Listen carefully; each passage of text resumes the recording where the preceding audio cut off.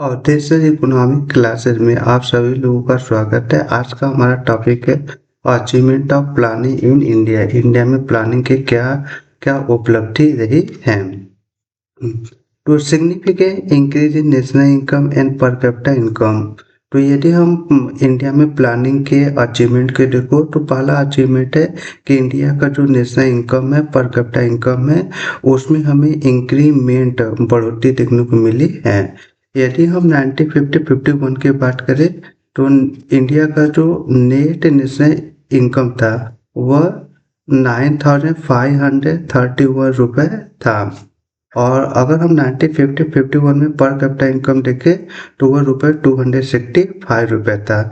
जबकि यदि हम 2024-25 का डेटा ले तो इस समय इंडिया का जो नेशनल इनकम है वह 289.10 लाख करोड़ रुपए है।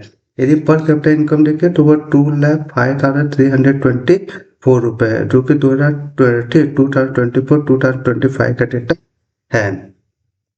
सेकेंड हमारा है India transform from food deficit to food surplus nation.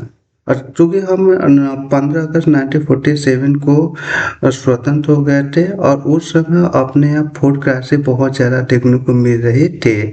फिर हमारे यहाँ 1966 से लेकर 1967 के बीच ग्रीन रिवोल्यूशन आया और बाद में ढेर सारे प्लान बनाए गए एग्रीकल्चर सेक्टर को इम्प्रूवमेंट करने के लिए।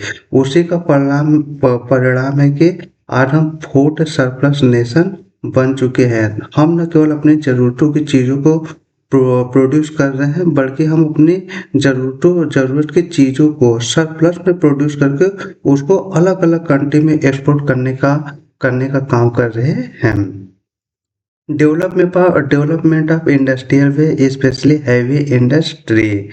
जो प्लान थे इंडिया में प्लानिंग के बाद डिफरेंट डिफरेंट हैवी इंडस्ट्री को डेवलप किया गया और उसके द्वारा इंडिया की प्रोडक्टिविटी को बढ़ाने का प्रयास किया जा रहा है। Expansion of infrastructure, road, electricity, telecom, banking. हम देख रहे हैं कि अपने यहाँ दिन प्रतिदिन नई नई रोडें बन रही हैं, इलेक्ट्रिसिटी का एक्सपेंशन हो रहा है, टेलीकॉम सेक्टर का एक्सपेंशन हो रहा है, बैंकिंग सेक्टर का एक्सपेंशन हो रहा है। लोगों तो ये सभी चीज़ें अब इजीली पहुंच रही है, लोग इसका यूटिलाइजेशन कर रहे हैं और अपनी जो इकोनॉमिक एक्टिविटी है उसमें इंक्रीमेंट करने का प्रयास कर रहे हैं। Poverty reduction, Aldo not eradicated. तो हम देखे हैं जो डिफरेंट प्लानिंग इंडिया में बनाया गया है उसी प्लानिंग का नतीजा है कि इंडिया के पुअर्टी में कमी देखने को मिलता है। अगर हम 1950 के डेटा को देखें तो इंडिया में 1950 में इंडिया में जो पुअर्टी था वह टोटल पॉपुलेशन का लगभग 60 से 65% पॉपुलेशन गरीब थे। अगर 2025 का डेटा देखें तो अपने यहाँ अभी भी एक्सट्रीम पुअर्टी 5 से 6% है। कहने का मतलब है गरीबी पूरी तरीके से ख़त्म नहीं है लेकिन गरीबी में कमी हुई है, जो कि डिफरेंट प्लान का ही परिणाम हमें देखने को मिलता है। Growth of education and health facility.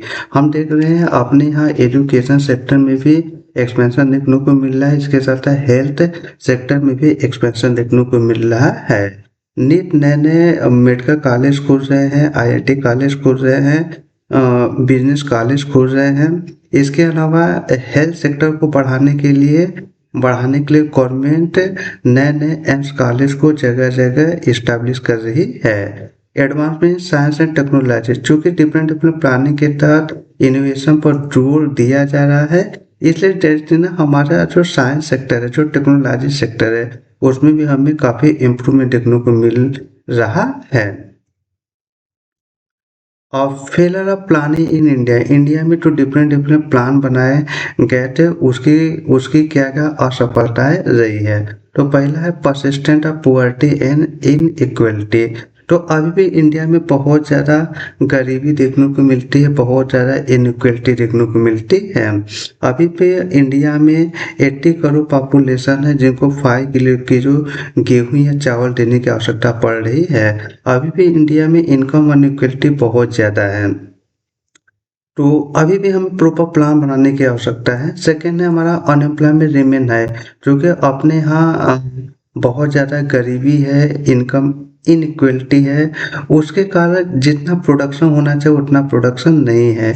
इसी का परिणाम है कि अपने यहाँ अनएम्प्लॉयमेंट रेट भी बहुत ज़्यादा पाया जाता है। Regional disparity continue, Bihar versus Maharashtra. Regional disparity भी बहुत ज़्यादा देखने को मिलती है। एक तरफ हम यदि बिहार स्टेट को देखें तो उसका डेवलपमेंट काफ़ी कम हुआ है, वहीं महाराष्ट्र को देखें तो उसका डेवलपमेंट काफ़ी ज़्यादा हुआ है। इसी प्रकार उत्तर प्रदेश हो गए, छत्तीसगढ़ हो गए, झारखंड हो गए, ये ऐसे स्टेट हैं जहाँ पर कि डेवलपमेंट जितना होना चाहिए उतना नहीं हुआ है। दोस्तों हमारे जैसे महाराष्ट्र हो गए, गुजरात हो गए, कर्नाटक हो गए, दिल्ली हो गए, ये ठीक इनका डेवलपमेंट बहुत ज़्यादा देखने को मिलता है। तो इंडिया में डिफरेंट डिफरेंट प्लानिंग के तहत जिस तरीके से डेवलपमेंट होना चाहिए था उस तरीके से डेवलपमेंट नहीं हो पाया। कुछ रीजन का तो ज़्यादा डेवलपमेंट हो पाया और कुछ रीजन का बहुत कम डेवलपमेंट हो पाया, जिसकी वजह से रीजनल डिस्पैरिटी की समस्या देखने को मिल रही है। फिर हमारा है inefficient public sector and low productivity. अब अपने यहाँ जितने भी पब्लिक सेक्टर है, पहले तो वो जितना प्रोडक्शन देना चाहिए था उतना प्रोडक्शन नहीं दे पा रहे हैं। इसके अलावा वहाँ पर करप्शन बहुत ज़्यादा पाया जाता है, जिसके कारण उसकी लो प्रोडक्टिविटी बनी हुई है। Over dependence on agriculture. आर्थिक 2025 में भी इंडिया में अभी एग्रीकल्चर सेक्टर में मैक्सिमम पॉपुलेशन इंगेज है, जिसके कारण उनको जितना प्रोडक्शन में कंट्रीब्यूशन देना चाहिए था वे उतना प्रोडक्शन में कंट्रीब्यूशन नहीं दे पा रहे हैं, जिसकी वजह से भी अभी इंडियन इकोनॉमी पिछड़ी हुई स्थिति में है। Slow progress in social indicator like health care and sanitation. अभी भी इंडिया में बहुत सारे लोगों को जो प्राइमरी हेल्थ केयर फैसिलिटी है, सैनिटेशन फैसिलिटी है, वो नहीं मिल पा रही है। इसके लिए भी हमें नए तरीके से प्लान बनाने की आवश्यकता है। फिर है lack of effective implementation corruption scheme. अपने यहाँ पॉवर्टी को रिड्यूस करने के लिए, अनएम्प्लॉयमेंट रेट को कम करने के लिए, हेल्थ फैसिलिटी को बढ़ाने के लिए जितने भी प्लान बनाए जाते हैं उनका सही तरीके से इम्प्लीमेंटेशन नहीं हो पाता है, या उनमें करप्शन बहुत ज़्यादा होने के कारण वे ग्राउंड लेवल पर प्लान एग्जीक्यूट नहीं हो पाते हैं, जिसकी वजह से इंडियन गवर्नमेंट जिस उद्देश्य की प्राप्ति के लिए प्लान बनाती है वह प्लान ग्राउंड लेवल पर सक्सेस नहीं हो पाता है और वह फेल कर जाता है। Thank you.